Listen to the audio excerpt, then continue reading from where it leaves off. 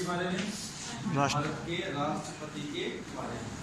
और देखिए जब राष्ट्रपति पर हमें कुछ पढ़ना होता है, राष्ट्रपति पर कुछ चर्चा हम लोग कर देंगे, उससे पहले हमें एक चीज क्लियर क्या कि कार्यपालिका और व्यवस्थापिका में संसदीय प्रणाली में घनिष्ठ संबंध पाया जाता है, और जो कार्यपालिका जो बनाई जाती है उसका निर्माण व्यवस्थापिका में से ही किया जाता है।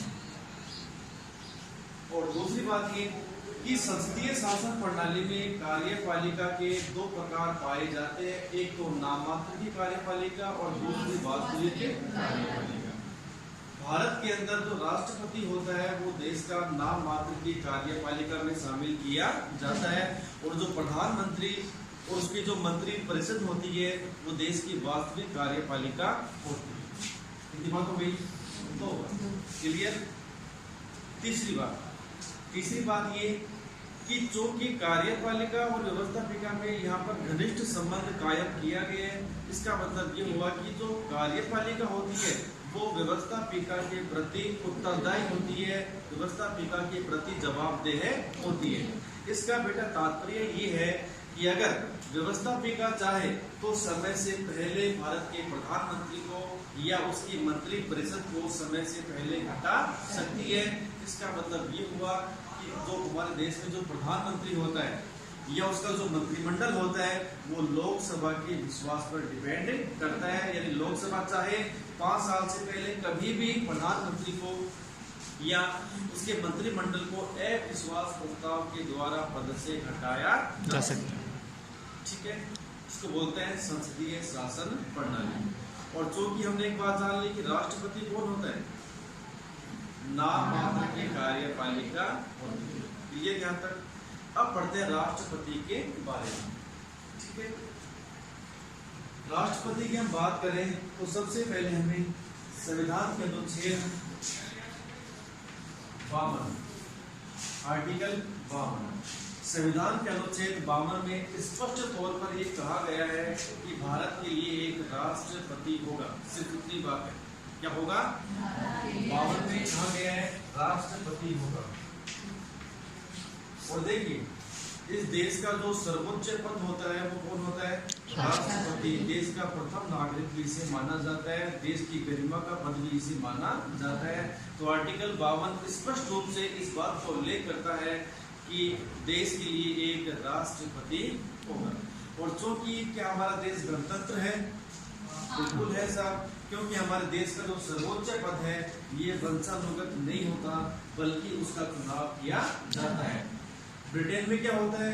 वहाँ पे राजा वंशानुगत होता है। वहाँ के जो नाम मात्र की जो कार्यपालिका है राजा, देखिए वहाँ पे राजा है और यहाँ पे कौन है? राष्ट्रपति। वहाँ पे राजा क्या होता है? वंशानुगत होता है। राजा के बाद उसका बेटा आएगा, फिर उसका बेटा आएगा, इसलिए ब्रिटेन गणतंत्र नहीं है। लेकिन हमारे देश में क्या है? इसका निर्वाचन किया जाता है, ये पद वंशानुगत नहीं। इसके बाद में देखिए जब आर्टिकल 52 आपने जान लिया कि आर्टिकल 52 में कहा गया है संविधान में कि भारत के लिए एक राष्ट्रपति होगा। और 53 जो कहता है कि साहब 53 के अनुसार भारत की जो कार्यपालिका शक्ति है या संघीय कार्यपालिका शक्ति है वो राष्ट्रपति में निहित होगी। यानी कार्यपालिका शक्ति इसमें निहित होगी राष्ट्रपति। और आपको जानकर शायद ताज्जुब होगा कि भारत के संविधान में ऐसा कोई आर्टिकल नहीं है जो कोई आर्टिकल या कोई नियम किसी एक व्यक्ति में संपूर्ण शक्तियां निहित करे। जैसे मान लीजिए मैं कहूं कि इसके इस आर्टिकल के तहत ये शक्ति न्यायपालिका में दी गई है या संसद में दी गई है या उस पर दी गई है ना। स्पष्ट रूप से एक बात आर्टिकल ये है जो कार्यपालिका की सभी शक्तियां एक व्यक्ति में निहित कर देता है। इसके अलावा संविधान में और कोई आर्टिकल ऐसा नहीं है, कोई प्रावधान ऐसा नहीं है, इसमें संपूर्ण शक्तियां एक विशिष्ट व्यक्ति में निहित कर देता है। तो 52 में क्या है कि भारत के लिए एक राष्ट्रपति होगा। और 53 में कहा गया है भारत की जो कार्यपालिका शक्ति है या संघीय कार्यपालिका या केंद्र की जो कार्यपालिका होती है वो समस्त शक्तियां किसके पास होगी? तो भारत के राष्ट्रपति के पास में होगी। लेकिन आपके मन में एक सवाल आएगा कि सर हमने भी चर्चा की थी कि हमारे देश में राष्ट्रपति किसमें आता है? नाम मंत्री कार्यपालिका में आता है। अब देखिए यहाँ पर हो गया थोड़ा सा कंफ्यूजन। एक तरफ आप बोल रहे हो कि समस्त कार्यपालिका शक्तियां भारत के राष्ट्रपति में निहित होगी, और दूसरी आप लोग क्या बोल रहे हो कि साहब भारत का राष्ट्रपति को नाम मात्र की कार्यपालिका होता है, और जो वास्तविक कार्यपालिका है वो प्रधानमंत्री और उसकी मंत्री परिषद होती है। ऐसा क्यों? इसलिए हमें आर्टिकल 53 को हमेशा आर्टिकल 74 के साथ मिलाकर हमें पढ़ना चाहिए, यानी आर्टिकल 53 और आर्टिकल 74 को हमें साथ मिलकर पढ़ना चाहिए। इन दोनों को साथ पढ़ने से हमें राष्ट्रपति के बारे में सही स्थिति का आकलन हम लोग आराम से कर सकते हैं। देखिए, हालांकि आर्टिकल 53 ने समस्त कार्यपालिका शक्तियां राष्ट्रपति में निहित कर दी, लेकिन साथ ही संविधान के आर्टिकल 74 में स्पष्ट रूप से इस बात का प्रावधान किया गया है कि इस राष्ट्रपति को सहायता और सलाह देने के लिए एक मंत्री परिषद होगी। क्या होगी? एक मंत्री परिषद होगी, जिसका प्रधानमंत्री होगा। कौन होगा? प्रधानमंत्री। और भारत का राष्ट्रपति इनकी सलाह से कार्य करेगा। तो मेरे ख्याल से आप लोग समझ गए होंगे कि भारत का राष्ट्रपति, ये बात सही है कि आर्टिकल 53 समस्त कार्यपालिका शक्तियां भारत के राष्ट्रपति में निहित करता है, लेकिन हमें आर्टिकल 74 को जब हम लोग पढ़ते हैं, उसको समझने का प्रयास करते हैं, तो हमें राष्ट्रपति की जो वास्तविक कंडीशन है उसका हमें पता चल जाता है कि भारत के लिए एक मंत्री परिषद होगी, जिसका प्रधानमंत्री होगा, और उसकी सलाह से भारत का राष्ट्रपति कार्य करेगा। देखिए, एक बार ऐसा प्रावधान किया गया था, पहले संविधान के आर्टिकल 74 में इस बात का प्रावधान था ही नहीं कि प्रधानमंत्री ने और मंत्रिमंडल ने या मंत्री परिषद ने राष्ट्रपति को जो सलाह दी है, क्या वो सलाह मानने के लिए बाध्य होगा या फिर वो सलाह मानने से मना भी कर सकता है। ये एक बड़ा पेचीदा मामला था। मूल संविधान में सिर्फ इतना ही कहा गया था कि भारत में एक मंत्री परिषद होगी, जिसका प्रधानमंत्री होगा, और भारत का राष्ट्रपति उनकी सलाह से कार्य करेगा। शब्द क्या है कि भारत का राष्ट्रपति इसकी सलाह से कार्य करेगा। इसमें इस बात को उल्लेख करता ही नहीं था क्या भारत का राष्ट्रपति इनकी सलाह मानने के लिए बाध्य है, या हो सकता है कि भारत का राष्ट्रपति प्रधानमंत्री ने जो सलाह दी है उसको इनकार कर दे। हाँ कि नहीं है?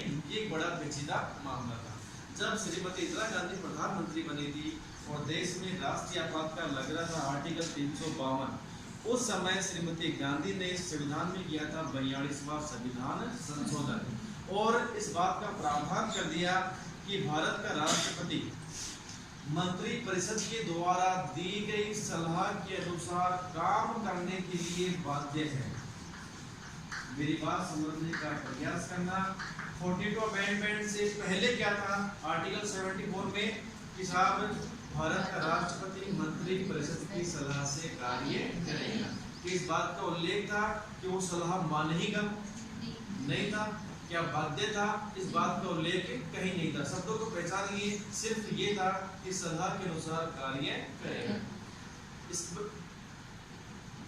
इसके बाद में संविधान में किया गया 42वां संविधान संशोधन, यानी 42 अमेंडमेंट, और उसमें ये पहली बार प्रावधान कर दिया कि साहब भारत के राष्ट्रपति को सलाह मानने के लिए बाध्य कर दिया गया। ये जो प्रश्न है कि किस संविधान संशोधन के द्वारा भारत के राष्ट्रपति को मंत्रिमंडल की सलाह मानने के लिए बाध्य कर दिया गया, आरएस की मुख्य परीक्षा में और प्री एग्जाम में कई बार ये सवाल पूछा गया है कि बताइए वो अमेंडमेंट कौन सा था जिसके माध्यम से भारत के राष्ट्रपति को सलाह मानने के लिए बाध्य कर दिया।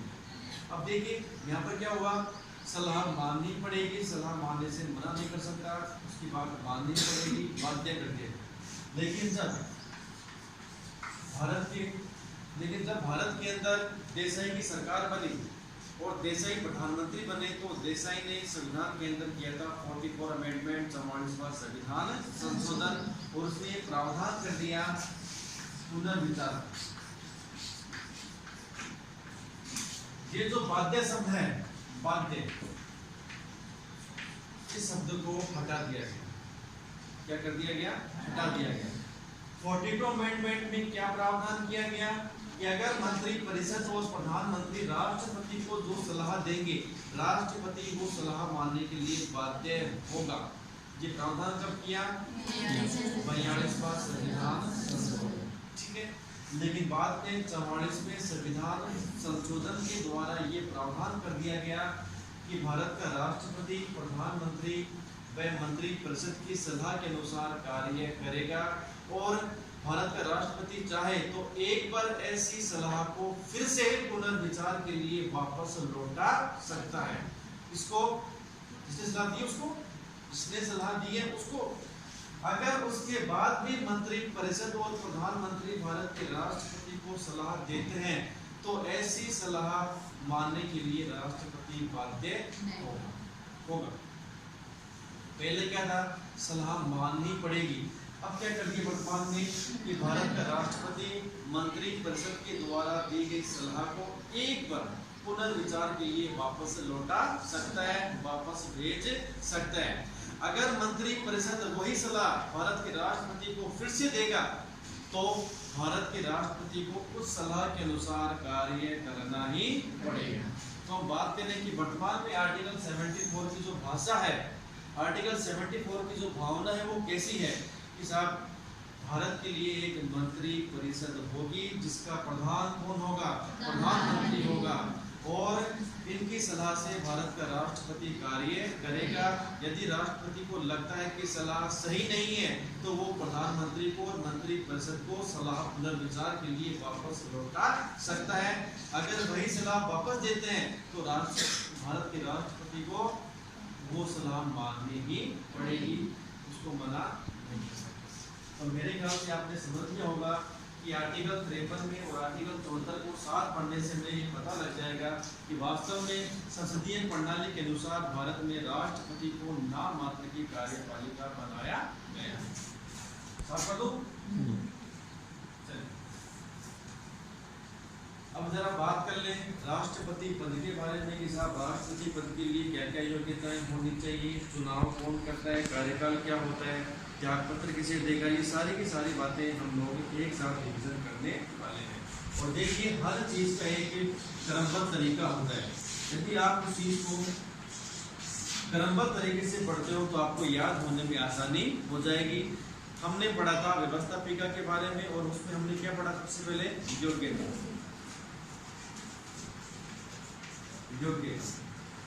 योग्यता के बाद क्या आएगा?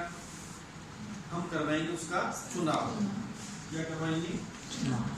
चलिए साहब, हमने भारत के राष्ट्रपति का चुनाव भी करवा दिया। चुनाव करवाने के बाद क्या आएगा? शपथ।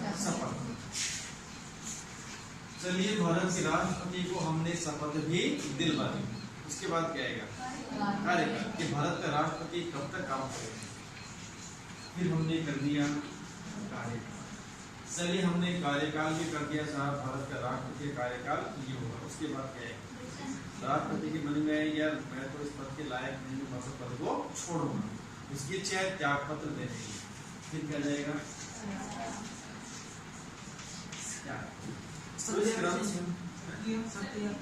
वो तो लेकिन बाद में नेक्स्ट टॉपिक है, आज कर हम नहीं पढ़ेंगे, ठीक है। सबसे पहले हम जानेंगे कि भारत में राष्ट्रपति कौन कौन बन सकता है, या राष्ट्रपति के चुनाव में कौन कौन व्यक्ति चुनाव में भाग ले सकते हैं, या राष्ट्रपति बनने के लिए व्यक्ति में क्या क्या योग्यताएं होनी चाहिए। तो भारत के राष्ट्रपति के लिए जो योग्यताएं हैं उसके बारे में स्पष्ट रूप से संविधान का अनुच्छेद 58 में, आर्टिकल 58 में स्पष्ट रूप से राष्ट्रपति की योग्यता हमें बताई गई है। और आर्टिकल 58 के अंदर मात्र 3 योग्यताएं हमें बताई गई है। वो 3 योग्यताएं आपको याद करनी है। पहली योग्यता मैंने आपसे पहले भी कहा था, कॉमन होती है कि वह भारत का नागरिक होना चाहिए, ठीक है। अगर मान लो कभी आप RS की एग्जाम दो या और किसी एग्जाम की तैयारी करो और वहां पर एक उत्तर आ रहा है कि वह भारत का मूल रूप से नागरिक हो, तो वो चीज आप लोग मत करना, दिस इज रॉन्ग। संविधान के आर्टिकल 58 में सिर्फ इतना ही कहा गया है कि वो भारत का नागरिक होना चाहिए। आपको कंफ्यूजन करने के लिए कई बार क्या होता है, देखिए मैं कक्षा 12 की बात नहीं कर रहा, मेरा मकसद क्या आपको कंपटीशन के लिए तैयार करना, ना ही क्लास 12वीं पास कराना। मेरा मकसद है कि आप जब आगे जाओगे और तैयारी करोगे एग्जाम की, तो उस एग्जाम के लिए आप मैं प्रिपेयर कर रहा हूँ ताकि बाद में कोई आपको दिक्कतें न आए। तो 58 में जो पहली योग्यता बताई गई है कि सब भारत का नागरिक होना। क्लियर।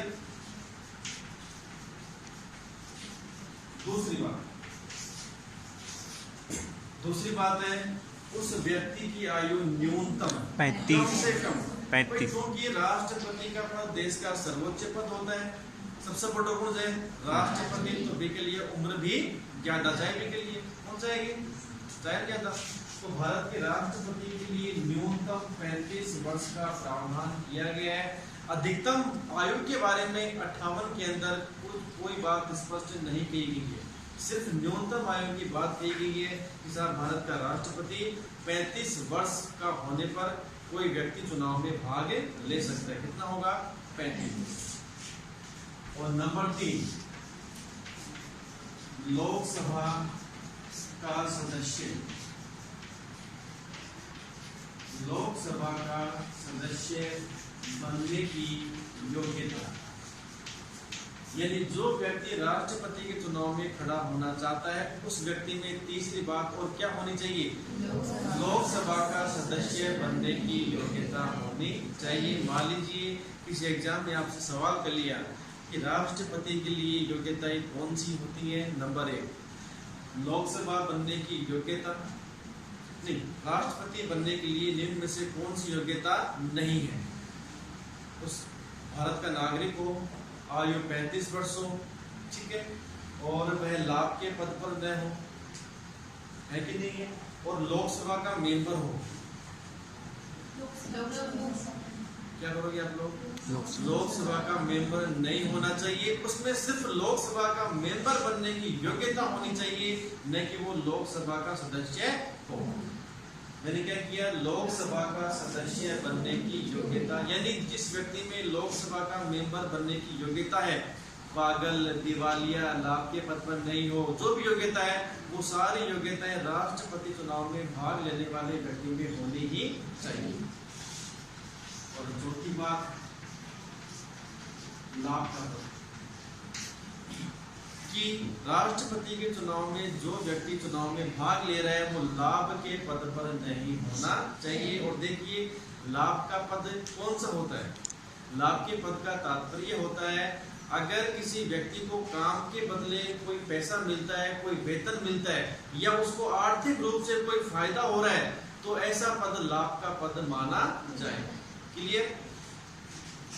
लेकिन संविधान में आर्टिकल 58 में ये भी स्पष्ट कर दिया गया है कि राष्ट्रपति, उपराष्ट्रपति, राज्यपाल, केंद्र का मंत्री, राज्यों में मंत्री, ये जो पद हैं ये लाभ के पद नहीं माने जाएंगे। इस भारत के संविधान में ये नहीं बताया गया कि लाभ का पद कौन कौन सा होगा, नहीं, इस बारे में चर्चा नहीं की गई है इसके अंदर भारत के संविधान में। हाँ, लाभ का पद कौन सा नहीं होगा ये भारत के संविधान में बताने का प्रयास किया गया है कि भारत का राष्ट्रपति, उपराष्ट्रपति का पद, राज्यपाल का पद, सरकार के जो मंत्री होते हैं चाहे वो केंद्र में हो और चाहे वो राज्य में हो, वे लाभ के पद नहीं माने जाएंगे।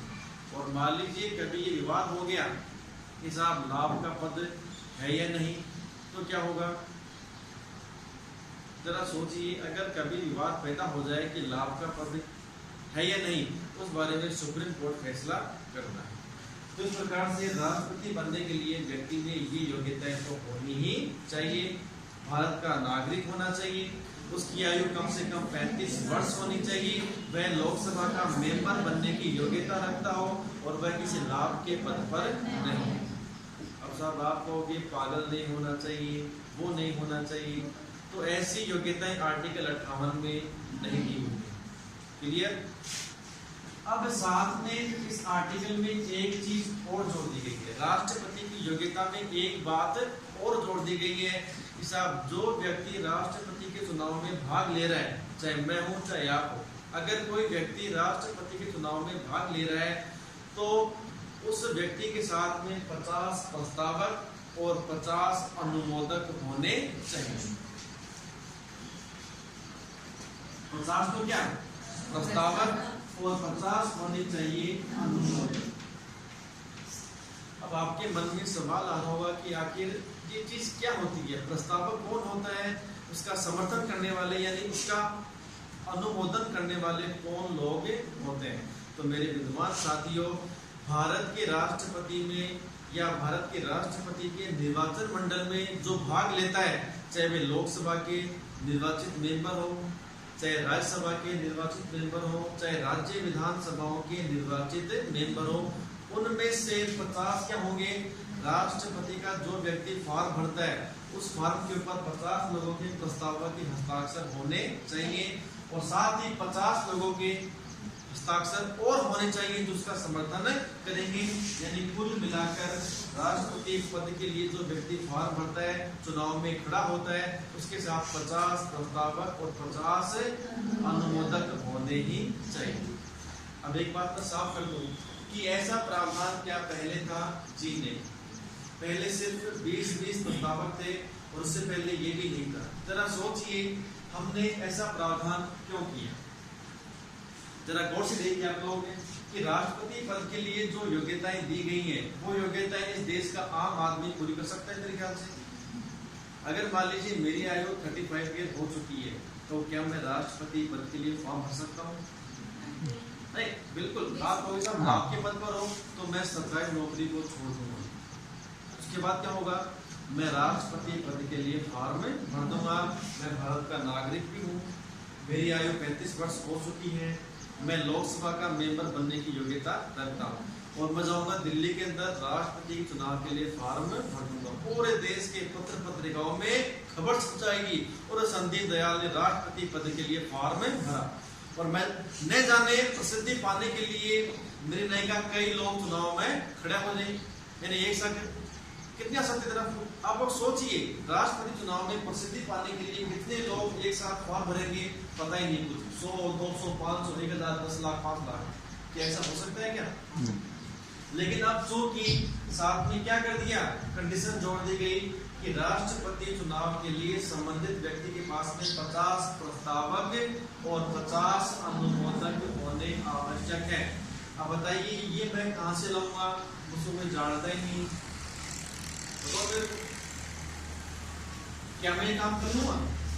बिल्कुल नहीं। अरे 50 तो बहुत दूर की बात है, मैं एक आदमी नहीं ला सकता, मतलब ही नहीं है। इसलिए भीड़ को कम करने के लिए कि कोई व्यक्ति फालतू में परेशान करने के लिए, प्रसिद्धि पाने के लिए राष्ट्रपति के चुनाव में भाग नहीं ले, इसलिए प्रावधान किया गया है कि जो व्यक्ति राष्ट्रपति का चुनाव लड़ता है उसके साथ में 50 प्रस्तावक और 50 अनुमोदक होने चाहिए।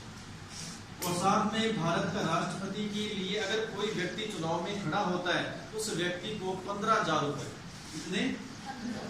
15,000 रुपए जमानत राशि गारंटी के तौर पर जमा कराने पड़ते हैं। कितने? अब साहब आप कहोगे ये क्यों? ये जमानत के तौर पर, गारंटी के तौर पर जमा कराने पड़ते हैं। अगर कोई व्यक्ति राष्ट्रपति के चुनाव में खड़ा होता है और उस व्यक्ति को कुल मतों का अगर 1/6 मत नहीं मिलते हैं, कितने? कुल मतों का 1/6, तो उस व्यक्ति को ये राशि वापस नहीं दी जाती है, उसकी राशि जब्त कर लेते हैं। उसको बोलते हैं जमानत राशि जब्त हो जाना। अपने आप ये क्या होता है, उसकी बेइज्जती नहीं होती। अरे तेरी तो जमानत ही जब्त होगी, क्या होगा इससे? उस व्यक्ति की बेइज्जती होती है। इसलिए 15,000 रुपए जो व्यक्ति राष्ट्रपति के चुनाव में भाग लेता है उसको जमा करवानी पड़ती है। अगर किसी व्यक्ति को कुल मतों के 1/6 वोट नहीं मिलते हैं या 1/6 से कम वोट मिलते हैं तो उस व्यक्ति की जमानत राशि जब्त कर ली जाती है।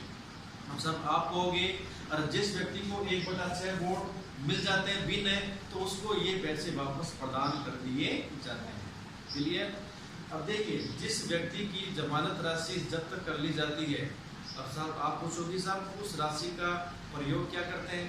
तो मेरे विद्वान साथियों, जिस राशि को जब्त किया जाता है उस राशि को भारत का जो केंद्रीय बैंक है RBI, reserve bank of India, उसमें जमा करा दिया जाता है। क्लियर?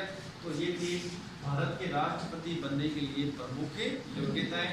भारत का नागरिक, 35 वर्ष, लोकसभा का मेंबर बनने की योग्यता, आपके पद पर नहीं हो और 50 प्रस्तावक और 50 अनुमोदक होने चाहिए, कुल मिलाकर 100। और वो 100 लोग कौन होंगे?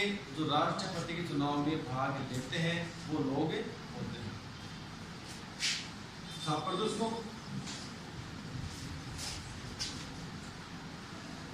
चलिए, हमने जान लिया राष्ट्रपति पद की योग्यता। उसके बाद में आती है राष्ट्रपति पद का चुनाव, कि राष्ट्रपति के चुनाव किस प्रकार से किया जाता है। इसको आप बड़े ध्यान से पढ़ना, ये आपके एग्जाम के लिए वेरी वेरी मोस्ट है। तो मेरे विद्वान साथियों, राष्ट्रपति के चुनाव की जो प्रक्रिया है या चुनाव के संबंधित जो आर्टिकल्स हैं वो 2 आर्टिकल है, एक तो 54 और एक आर्टिकल 55। यानी अनुच्छेद 54 में, अनुच्छेद 55 में राष्ट्रपति की चुनाव प्रक्रिया की बात कही गई है। 54 और 55। 54 में तो ये बताया गया है कि राष्ट्रपति के चुनाव में कौन कौन भाग लेगा, और 55 में ये बताया गया है कि राष्ट्रपति की चुनाव प्रक्रिया किस प्रकार से आयोजित की जाएगी, या भारत के राष्ट्रपति की चुनाव प्रक्रिया क्या होगी। हम जानते हैं सबसे पहले आर्टिकल 54 में कि भारत के राष्ट्रपति का चुनाव कौन कौन व्यक्ति कर सकता है। क्या हम लोग करते हैं? क्या हम लोग भारत के राष्ट्रपति का प्रत्यक्ष रूप से निर्वाचन करते हैं? नहीं। क्या हम लोग भारत के राष्ट्रपति के चुनाव में वोट डालते हैं? नहीं डालते। इसलिए क्या कहेंगे हम? जनता के द्वारा अप्रत्यक्ष निर्वाचन। आपके गांव में चुनाव हुए सरपंच के, हम लोग वहां जाते हैं, क्या करते हैं हम लोग? सीधे क्या करते हैं? वोट डालते हैं ना, तो हो गया प्रत्यक्ष चुनाव। लेकिन हम लोग राष्ट्रपति को सीधे नहीं चुनते हैं, बल्कि हमारे चुने गए प्रतिनिधियों के माध्यम से भारत के राष्ट्रपति का निर्वाचन किया जाता है। तो क्या कहेंगे? भारत के राष्ट्रपति का चुनाव जनता के द्वारा तो होता है, लेकिन वो अप्रत्यक्ष रूप से किया जाता है, ना कि प्रत्यक्ष। हाँ, यदि हम लोग राष्ट्रपति के चुनाव में सीधा चुनाव में भाग लेते, चुनाव में वोट डालते, तो क्या बोलते? प्रत्यक्ष चुनाव। अब क्या हो रहा है? अप्रत्यक्ष चुनाव। अब चुनाव कौन करता है? मान लीजिए ये आपकी संसद है। क्या है? संसद। एक का नाम लोकसभा, एक का नाम राज्यसभा। ठीक, ये आपकी विधानमंडल है। कौन कौन से होते हैं? बोल दीजिए। विधानसभा, विधानसभा, विधान परिषद। ठीक है। भारत के राष्ट्रपति का चुनाव लोकसभा, राज्यसभा, सुनो कान खोल के, एक तो लोकसभा और एक राज्यसभा प्लस विधानसभा, ये चुनाव में भाग नहीं लेती है। इसलिए मैं इसको साफ कर देता हूं। 1 2 3। अब ध्यान देने की बात ये होती है कि इन सदनों में चाहे लोकसभा हो, चाहे राज्यसभा हो, चाहे विधानसभा हो, इसमें मेंबर 2 प्रकार के होते हैं, एक तो निर्वाचित और एक मनोनीत। जैसे भारत का राष्ट्रपति आर्टिकल 331 के द्वारा लोकसभा के अंदर 2 आंग्ल भारतीयों को नॉमिनेट करता है, मनोनीत करता है। राज्यसभा के अंदर 12 व्यक्तियों को राष्ट्रपति मनोनीत करता है। विधानसभा के अंदर उस राज्य का राज्यपाल एक मेंबर को मनोनीत करता है। तो ये जो मनोनीत मेंबर है, ये चुनाव में भाग नहीं लेते। चुनाव में भाग कौन लेगा? जो चुनकर आया हो, जो निर्वाचित हो। तो हम क्या कहेंगे? राष्ट्रपति का चुनाव एक निर्वाचक मंडल में, एक निर्वाचक मंडल के द्वारा किया जाता है। मैंने क्या बोला अभी? निर्वाचक मंडल, यानी जो चुनाव करता है उसको बोलते हैं निर्वाचक मंडल। उस निर्वाचक मंडल में कौन कौन आएगा? लोकसभा के निर्वाचित, शब्द क्या आएगा यहाँ पर? लोकसभा के निर्वाचित सदस्य, राज्यसभा के निर्वाचित सदस्य, विधानसभा के निर्वाचित सदस्य मिलकर। समझ रहे मेरी बात? यदि आपने कर दिया लोकसभा के सदस्य, तो आपका गलत उत्तर माना जाएगा। शब्द आपको लिखना पड़ेगा, क्योंकि मेंबर होते हैं 2 प्रकार के, एक तो मनोनीत और एक निर्वाचित। इसलिए अपने को स्पष्ट रूप से कहना होगा कि निर्वाचित मेंबर भाग लेते हैं। प्लस अगर आपको याद हो तो मैंने पहले भी आपसे कहा था कि भारत में 7 संघ क्षेत्र हैं, और 7 संघ क्षेत्रों में 2 संघ क्षेत्र ऐसे हैं जहाँ विधानसभा की स्थापना कर दी गई है। बताइए वो 2 संघ क्षेत्र कौन कौन से? दिल्ली और पांडिचेरी। नई दिल्ली और पांडिचेरी। दिल्ली और पांडिचेरी। यानी इसका मतलब ये हुआ कि इन संघ क्षेत्रों में पहले विधानसभाएं नहीं थी, बल्कि यहाँ विधानसभा की स्थापना बाद में की गई। तो संविधान के अंदर 70वां संविधान संशोधन किया गया, उसके द्वारा दिल्ली और पांडिचेरी में विधानसभा की स्थापना की गई सन 1992 के अंदर। कब? 1992 के अंदर। और इस अमेंडमेंट के द्वारा ही राष्ट्रपति के चुनाव में इनको भाग लेने का मौका दिया गया, दिल्ली और पांडिचेरी की विधानसभाओं के मेंबर। अब क्या बनता है कि राष्ट्रपति का चुनाव एक निर्वाचक मंडल के द्वारा किया जाता है। क्लियर? उस निर्वाचक मंडल में कौन कौन भाग लेगा? या तो बोल दीजिए लोकसभा राज्यसभा के निर्वाचित मेंबर, या बोल दीजिए एक साथ संसद के निर्वाचित सदस्य प्लस राज्य विधानसभाओं के निर्वाचित सदस्य और दिल्ली पांडिचेरी विधानसभाओं के निर्वाचित सदस्य मिलकर, अब वो जो चुनाव प्रणाली है वो कौन सी है? एकल संक्रमणीय आनुपातिक गुप्त मतदान।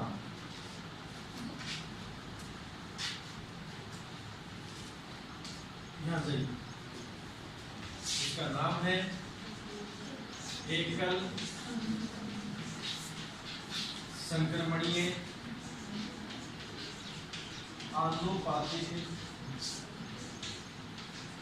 गुप्त मतदान।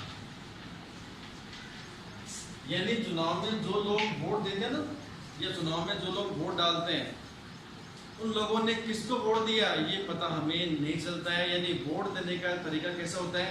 गुप्त रूप से, सीक्रेटली। ठीक है ना? तो भारत के राष्ट्रपति का चुनाव संसद के निर्वाचित मेंबर, राज्य विधानसभाओं के निर्वाचित मेंबर, दिल्ली और पांडिचेरी विधानसभाओं के निर्वाचित मेंबर मिलकर, अब तो चुनाव प्रणाली वो कौन सी होगी? एकल संक्रमणीय आनुपातिक गुप्त मतदान प्रणाली के द्वारा करते हैं। मैंने पहले भी आपसे कहा था कि भारत के राष्ट्रपति के लिए, भारत के उपराष्ट्रपति के लिए और राज्यसभा के मेंबर बनने के लिए इस प्रणाली को काम में लिया जाता है सिर्फ 3 के लिए, और बाकी सब के लिए first past the post system, यानी अग्रता ही विजेता। यानी जो सबसे आगे जीत उसी की, चाहे लोकसभा के मेंबर लोग, चाहे विधानसभा के मेंबर लोग, चाहे सरपंच के चुनाव हो और चाहे पंच के चुनाव हो, इन सब के लिए काम में लेंगे first past the post system, यानी जो सबसे आगे जीत उसी की। लेकिन भारत के राष्ट्रपति के लिए, उपराष्ट्रपति के लिए और राज्यसभा के मेंबर के चुनाव के लिए हम लोग ने एकल संक्रमणीय आनुपातिक गुप्त मतदान प्रणाली काम में।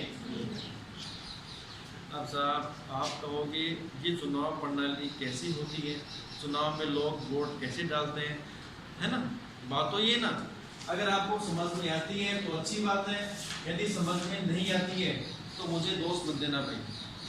इस चुनाव प्रणाली को समझना थोड़ा सा टेढ़ा काम है। मैं जब आपकी तरह बच्चा था, या मैं जब मैंने फर्स्ट टाइम पढ़ा स्कूल, तो मुझे बिल्कुल भी पल्ले नहीं पड़ा। मैंने BA कर ली, मैंने MA कर ली, उसके बाद भी मुझे ये प्रणाली का पता नहीं लगा कि ये प्रणाली होती क्या है। और मुझे क्यों, अधिकांश बच्चों को इस प्रणाली के बारे में पता नहीं होता। लेकिन हम लोग फिर भी प्रयास करेंगे, आपको पता होना चाहिए, क्योंकि आप लोग संविधान के विद्यार्थी हो और आपको हर चीज का नॉलेज आपको होना चाहिए। आपके माता पिता ने कभी सरपंच पद के लिए चुनाव में भाग लिया है? बोलिए एक बार। हाँ। बोलिए। हाँ, लिया है। लिए? अरे आपकी आयु नहीं हुई अभी, लेकिन आपके माता पिता ने सरपंच पद के लिए चुनाव में वोट डाला है ना, है कि नहीं? अब वोट डालने का तरीका क्या होता है? मान ली चुनाव के अंदर 5 लोग मैदान में है, 5 में से किसी एक को आप लोग वोट डालोगे, खत्म बात, और आपका वोट एक ही माना जाएगा, सिस्टम खत्म। लेकिन बेटा इस प्रणाली में ऐसा नहीं होता। मान लीजिए आपके गांव में चुनाव हो रहे हैं सरपंच पद के, इसके सरपंच पद के, और चुनाव मैदान में 10 लोग चुनाव में खड़े हैं। कितने? आप लोग एक व्यक्ति को सिर्फ वोट दोगे और आपके वोट का मूल्य एक ही माना जाएगा। कितना? एक। मान लीजिए गांव के अंदर कुल 3000 वोटर हैं। कितने हैं? 3000, यानी 3000 लोग वोट देने वाले हैं। उस 3000 में से एक को मिले 300, एक को मिले 400, मान लीजिए 10 आप मान लीजिए 5। चुनाव में 5 लोग मैदान में हैं, आप किसी एक को वोट दोगे, आपके वोट का मूल्य एक ही माना जाएगा ना। और मान लीजिए 1000 वोटर हैं। कितने? यानी 1000 लोग चुनाव में वोट डालेंगे। एक को मिला साहब 300 वोट, एक को मिला 400 वोट, एक को मिला 200 वोट, एक को मिला 100 वोट। कितने हो गए? 4, 3, 7, 8, 9, 1, 10। एक रह गया। 200, 300 और एक को मिले 200 वोट, एक को मिले 300 वोट, एक को मिले 200 वोट, तो एक को मिले 100 वोट, एक को मिले 100 वोट। मान लो सब प्रत्याशी को ऐसे वोट मिले हैं। अब बताइए चुनाव में कौन जीतेगा? अरे यार लो 400 कर जोड़े बस। अब बताइए चुनाव में कौन जीतेगा? जिस व्यक्ति को 400 वोट मिलेंगे। लेकिन आप ये भी देखिए, इस गांव के 1000 में से 600 मतदाताओं ने इस व्यक्ति को नकार दिया। जरा सोचिए, ये बात सही है कि इसने 400 वोट हासिल किए हैं, लेकिन ये भी सोचिए आप, इस गांव के 600 लोगों ने इस व्यक्ति को नापसंद कर दिया, इसको इनकार कर दिया। कितने लोगों ने? 600। जरा सोचिए, भारत के राष्ट्रपति बनने के लिए ऐसा नहीं होता। राष्ट्रपति बनने के लिए तो न्यूनतम कोटा प्राप्त करना ही पड़ता है, यानी 50% में एक जोड़ देना, वो निश्चित कोटा बन जाएगा। मान लीजिए कुल वोट है 1000, तो राष्ट्रपति को 501 वोट मिलने ही चाहिए। कितने वोट? 501 वोट।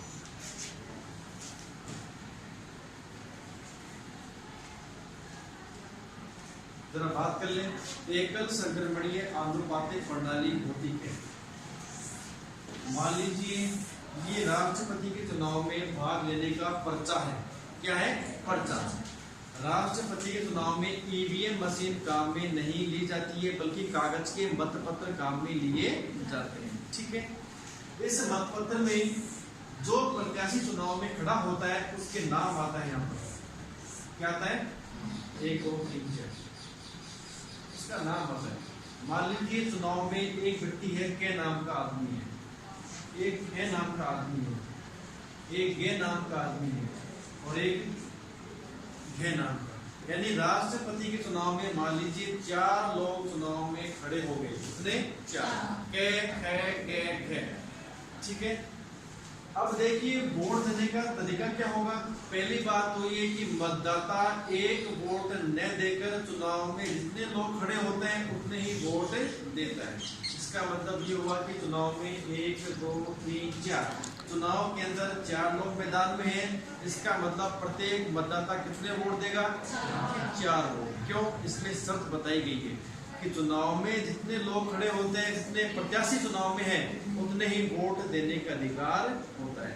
दूसरी बात ये, मतदाता एक प्रत्याशी को सारे वोट नहीं देगा, बल्कि हर प्रत्याशी के सामने अपनी पसंद बताएगा, अपनी वरीयता प्रदान करेगा कि मेरी पहली चॉइस ये आदमी है, दूसरी चॉइस मेरी ये है, तीसरी चॉइस मेरी ये है, अंतिम चॉइस मेरी ये है। मान लीजिए मैं लोकसभा का मेंबर हूँ और मैं राष्ट्रपति के चुनाव में वोट डालने जा रहा हूँ। ये मेरा क्या है? मुझे दे दिया गया मतपत्र। साहब जाइए और चुपचाप वोट डाल के आ जाइए। अब मैं साहब जाऊंगा तो मुझे लगता है यार मेरी जो पहली पसंद है, मैं चाहता हूँ कि यार ये आदमी राष्ट्रपति बने। कौन है? मैं क्या करूंगा? मैं कर दूंगा एक फर्स्ट कि मेरी पसंद क्या है। मेरी पहली पसंद ये है कि ये आदमी राष्ट्रपति चुनाव में जीत जाए। कौन है? फिर मैं देखूंगा यार अगर ये चुनाव अगर वायदे में नहीं जीतता है तो मेरी दूसरी पसंद होनी चाहिए गे। कौन? गे। तीसरी पसंद मेरी होनी चाहिए ये। अगर ये भी हार जाता है तो मेरी अंतिम पसंद होनी चाहिए है। मैंने क्या कर दिया, मैंने वोट दिए कितने, 4। क्या मैंने सारे के सारे वोट एक आदमी को दिए? नहीं दिए ना, बल्कि मैंने क्या किया, हर प्रत्याशी के नाम के आगे मेरी पसंद का उल्लेख कर दिया, मैंने मेरी वरीयता बता दी। हिसाब मेरी फर्स्ट चॉइस ये है, सेकंड चॉइस मेरी ये है, और थर्ड चॉइस ये है, और फोर्थ चॉइस ये है। इस प्रकार से मैंने चुनाव में मतदान कर दिया और हर मतदाता ऐसे ही वोट डालता है। अब देखिए, राष्ट्रपति का चुनाव जीतने के लिए बहुमत नहीं चाहिए, फिर हमें क्या चाहिए भाई, निश्चित कोटा, न्यूनतम कोटा, निश्चित मत मिलने ही चाहिए। और देखिए, न्यूनतम कोटा निकालने का एक फार्मूला होता है, कुल मतों की संख्या, कुल मतों की संख्या बटा कुल प्रत्याशियों की संख्या प्लस 1, यहाँ प्लस 1। इसको बोलते हैं राष्ट्रपति का चुनाव का न्यूनतम कोटा निकालने का सूत्र। हो सकता है कि आपके एग्जाम के अंदर ये छोटा प्रश्न पूछ ले कि बताइए न्यूनतम कोटे का सूत्र क्या है, तो क्या करोगे, कुल मतों की संख्या, यानी चुनाव में कितने वोट पड़े उनकी संख्या नोट कर दो, चुनाव में कितने लोग खड़े हुए, कुल प्रत्याशियों की संख्या प्लस 1। अगर ये याद नहीं करते हो, एक तरीका और है, सिंपल तरीका, कुल मतों का 50%, कितना, कुल मतों का 50% और उसमें 1 जोड़ देना। मान लीजिए कुल वोट पड़े 500, उसका निकाल लीजिए 50% कितना हो गया, 500 का 50% कितना हुआ, 250 में 1 जोड़ दो, कितना हो गया, 251। जिस व्यक्ति को 251 वोट मिलेंगे वही व्यक्ति चुनाव में विजयी घोषित किया जाएगा।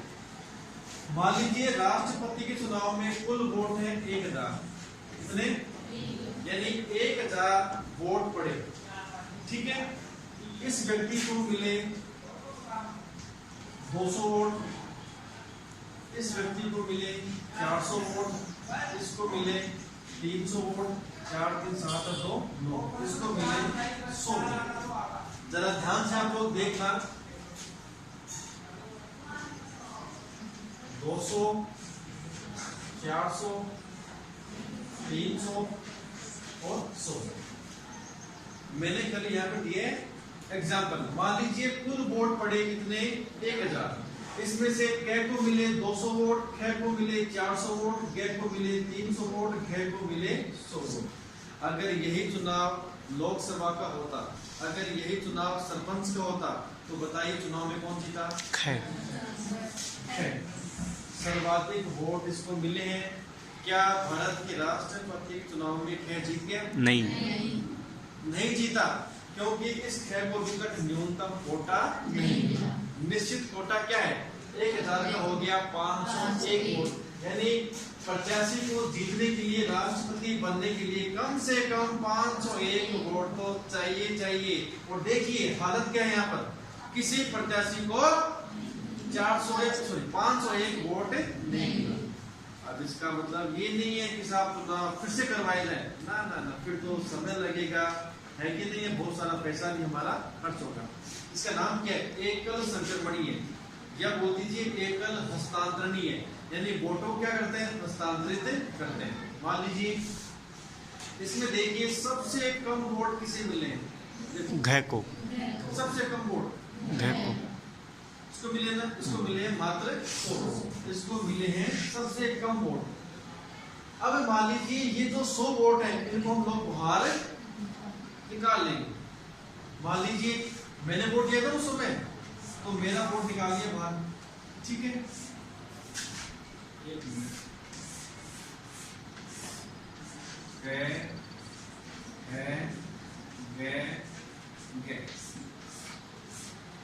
मान लीजिए इसमें से एक पर्चा हम लोग निकाल लेंगे, इसने घे को वोट दिया ना, उसका एक पर्चा बाहर निकाल लेंगे।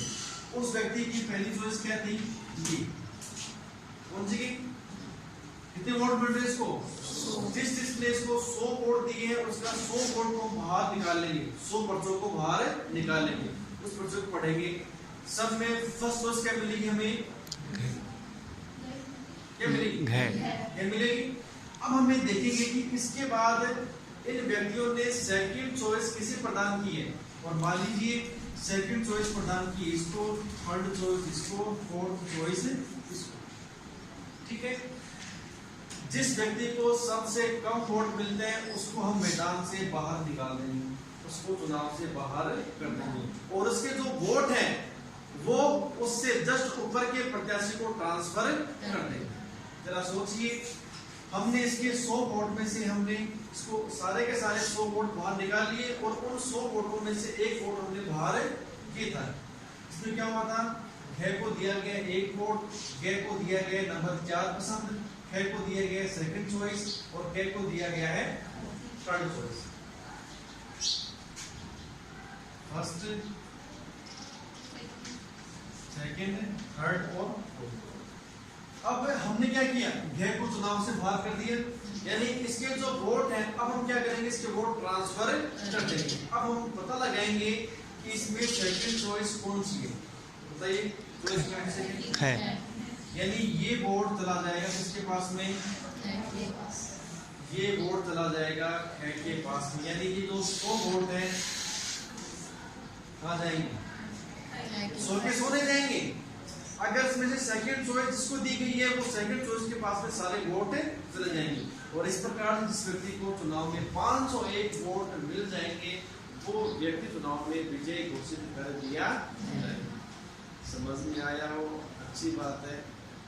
और देखो जो वोट मिले उन वोटों से अगर किसी को न्यूनतम वोट नहीं मिले तो फिर करेंगे वापस, फिर गैप कर देंगे बाहर, फिर कर देंगे बाहर इसको गैप को, और फिर तो गैप को सॉरी इसके वोट करेंगे अपन, इसमें जिसको चॉइस मिली हुई है।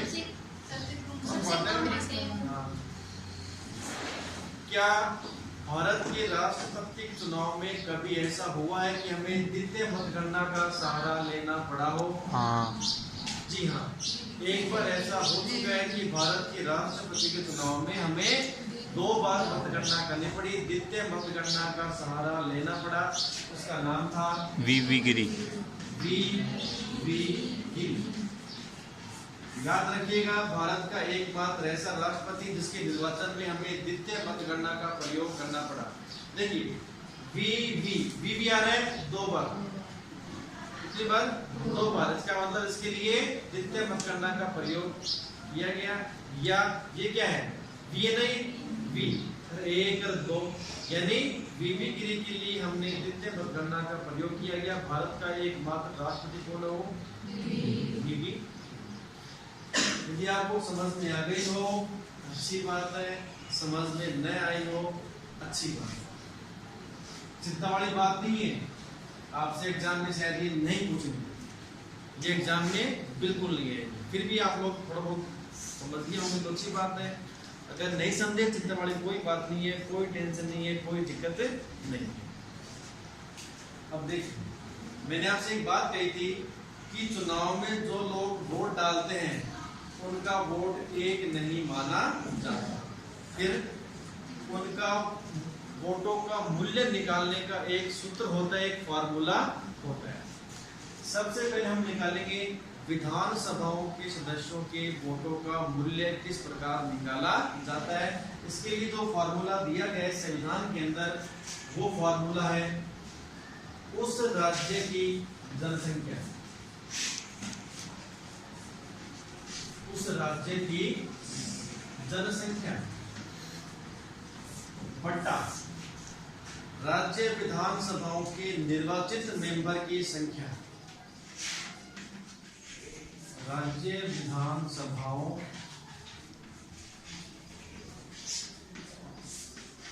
की निर्वाचित सदस्यों की संख्या।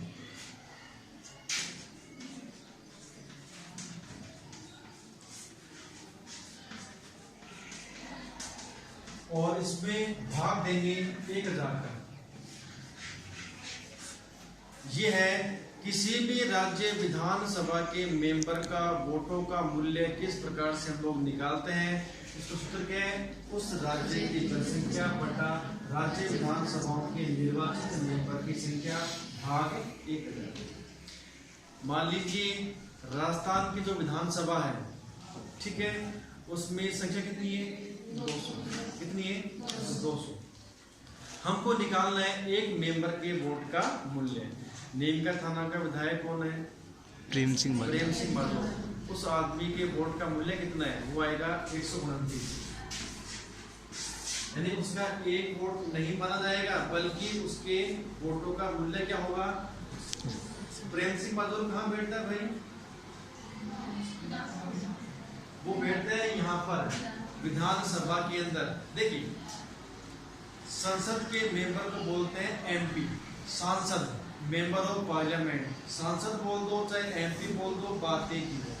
विधानसभा के मेंबर को बोलते हैं एमएलए। क्या बोलते हैं? एमएलए मीन्स एमएलए, और हिंदी का नाम है विधायक। क्या नाम है हिंदी का? विधायक। तो हमने सबसे पहले क्या जाना कि विधानसभा के जो मेंबर होते हैं, यानी एक विधायक के मत का मूल्य निकालने का सूत्र क्या होता है? उस राज्य की जनसंख्या, किस राज्य की, जिसका के वोटों का मूल्य आप लोग निकाल रहे हो, और संसद के निर्वाचित राज्य विधानसभाओं के निर्वाचित सदस्य संख्या भाग 1000। अब मुख्य बात क्या है? जनसंख्या किस वर्ष की? 2001 की जनगणना, 2011 की, 1981 की। तो मेरे विद्वान साथियों, जनगणना का जो आधार वर्ष है वो लिया गया है 1971। यानी 1971 में जो जनसंख्या है वो जनसंख्या आपको यहाँ पर लिखनी है। कौन से वर्ष की? 1971 की। और 2026 तक, कब तक? 2026 तक जनसंख्या का जो आधार वर्ष है वो यही रहेगा। किस वर्ष का? अब एक बात आपके मन में आ रही है, मेरे ख्याल से, जहां तक मैं सोचता हूँ, अगर नहीं आई तो कोई बात नहीं, कि सर भारत सरकार के पास में या सरकार के पास में जनसंख्या के आंकड़े हमारे पास 2001 के भी हैं, 2011 के लेटेस्ट आंकड़े हमारे पास में है ना, क्योंकि हमारे देश में 2011 तक की जनगणना हो चुकी है। जब सरकार के पास में 2011 तक के जनगणना के आंकड़े हैं तो हमने आधार वर्ष क्या लिया? साहब यही क्यों? ये बात बड़ी पेचीदा नाम है। हालांकि सिंपल चीज है कि आधार वर्ष हमने यही को चुना। ये चीजें आपको कहीं पढ़ने को नहीं मिली। मेरे विद्वान साथियों, क्या जनसंख्या वृद्धि को रोकना राष्ट्रीय कर्तव्य है या उसको बढ़ाना? जरा सोचिए। रोकना। जनसंख्या वृद्धि को रोका जाना चाहिए या उसको बढ़ावा देना चाहिए? रोका जाना चाहिए। रोका चाहिए। उसको रोकना चाहिए। 1971 का वर्ष पूरे भारत में ऐसा वर्ष था जब उत्तर भारत के राज्यों में तो जनसंख्या वृद्धि बहुत ज्यादा हो गई थी। कहाँ पर? उत्तर भारत में, राजस्थान, यूपी, बिहार, पंजाब, हरियाणा, जम्मू कश्मीर, हिमाचल प्रदेश, ये जो स्टेट है, इन स्टेट में इस वर्ष 1971 में जनसंख्या वृद्धि बहुत ज्यादा वृद्धि हो गई थी। लेकिन इसी वर्ष दक्षिण भारत के जो राज्य हैं उन राज्यों में जनसंख्या वृद्धि की दर काफी न्यून रही, जैसे कर्नाटका, तमिलनाडु, है ना, महाराष्ट्र, गुजरात, जो भी राज्य हैं, दक्षिण भारत के जो भी राज्य हैं, उन राज्यों में जनसंख्या वृद्धि की दर काफी न्यून रही, लेकिन उत्तर भारत के राज्यों में बड़ी। जरा सोचिए, अगर हम लोग 1971 की जनगणना नहीं अपनाते तो क्या होता? जिन राज्यों ने अच्छा काम किया है, जनसंख्या वृद्धि को रोकने का अच्छा काम किया है, हम उनको हतोत्साहित नहीं करते? करते ना, या नहीं करते? अरे उन लोगों ने जनसंख्या वृद्धि को रोककर देश के लिए काम किया है, अपने कर्तव्य का पालन किया है, तो क्या ऐसे लोगों को पुरस्कार नहीं देना चाहिए? देना चाहिए। इसलिए हमने 71 की जनगणना को आधार वर्ष मानते हुए ही ये फैसला किया है कि चुनाव में जो जनसंख्या का मापदंड होगा वो कौन सा होगा? 71 का। अब हमें निकालना है राजस्थान की विधानसभा एक मेंबर के वोट का मूल्य। अब राजस्थान की 71 में जो भी जनसंख्या है उसको लिख दीजिए, बटा क्या आएगा? 200। राजस्थान विधानसभा में वर्तमान में कितने मेंबर हैं? 200 बटा कर दो 200 भाग कर दो 1000, जो आंकड़ा आएगा बेटा वो आएगा 129। यानी राजस्थान की जो विधानसभा है उसमें 200 मेंबर में से एक मेंबर का मूल्य कितना आएगा? वो आएगा 129। ये फॉर्मूला आपको याद करना ही पड़ेगा, एग्जाम में आपसे पूछा जा सकता है। कौन सा? एक विधायक के मत का मूल्य किस प्रकार निकालते हैं, उसका फॉर्मूला क्या है, उसका सूत्र क्या है? क्या करोगे आप लोग? राज्य की जनसंख्या, जिस राज्य के आप वोटों का मूल्य निकालोगे उस राज्य की जनसंख्या बटा राज्य विधानसभा के निर्वाचित सदस्यों की संख्या और भाग 1। ये तो हो जाएगा एक विधायक के मत का मूल्य। अब निकालेंगे हम लोग इसका मूल्य, इनका संसद के जो मेंबर होते हैं उनके वोटों का मूल्य किस प्रकार निकाला जाता है। तो उसका फॉर्मूला है विधानसभाओं के सदस्यों, सारे के सारे आयुष्मान है 29 राज्यों की और प्लस दिल्ली और पांडिचेरी, राज्य विधानसभाओं के समस्त सदस्यों के मतों के मूल्य का योग, मतों के मूल्य का योग। जब हमें एक विधायक के मतों का मूल्य पता चल जाएगा तो राजस्थान में पूरे इंडिया में जो विधानसभाएं हैं उनके मतों के मूल्य को हम एक साथ जोड़ देंगे बटा संसद के निर्वाचित